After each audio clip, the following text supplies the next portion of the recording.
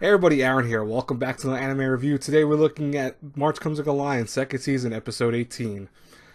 You know, I really don't have much to say. This could be kind of a short review, folks, but what I really loved about this week's episode was there was a lot of meanings behind it, and it was a very intense game between Shimada and, I think his name is Gaku or is it Saku? I think it's Saku, which is the older man who has won 9 games. If he wins against Shimada, that would be his 10th. He becomes the Eternal King, as they call him. And what was interesting was that it looked like for a moment Shimada had him on the grass because he pulled a move and the old man was like, well, he was surprised by it because he didn't really have a rebuttal for it originally.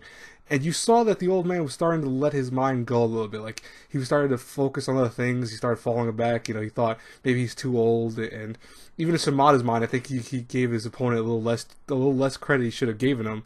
Where he's like, the burning fields, when something burns them, there must be something that regrows them eventually as time goes by. And he's trying to say that, the concept is that because, this man has destroyed all of his competition, there's, it's only him.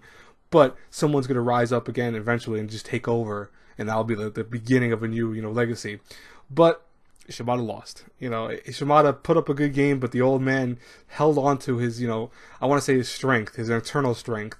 And didn't give up. He even though he's old and even though his back hurt, as he said, and his mind's wavering and he feels his bones, every bone of his body like kind of quivering, he kept going.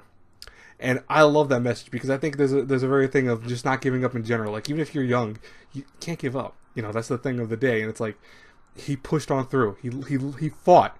And how many people do that? Besides even in shogi or anything in general, how many people actually do that where they start letting things in their life kind of stop them from doing it? Like, oh, God forbid something happens in your life and you just go, I'm not going to do it anymore. Screw it. I don't want to do it. You got to fight sometimes. You can't give up. It's hard. Trust me. I know that as someone that's only 27 years old, I've had my fair share of adversity, and it's incredible that you almost think like, well, how the hell would someone like that stand up and keep going? Because it happens. But I also think that people have had it worse, and I rely on the strength of not just those around me, but even the realization that I have it still pretty good for the most part to give me strength to keep propelling myself forward.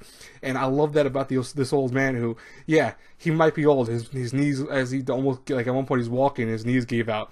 He's old, but he doesn't let that stop him. He's not going to, fall to some guy because he's just younger and, there's the odds against him. No, he freaking fought. As he said at the end, he grabbed back onto it. He wasn't told to do it. He just did it.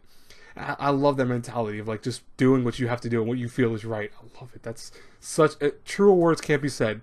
This week's episode was very solid overall. And I hope you guys enjoyed it as much as I did. I will talk to you guys later. God bless you all. Like I said, I'm really sorry for the short review, but there's not really much to say about this week's episode.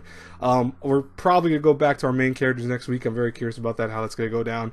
But it was nice. I like these last 2 episodes that were focused on the older people of the show because they are solid characters, and I think that was kind of cool that they focused on them.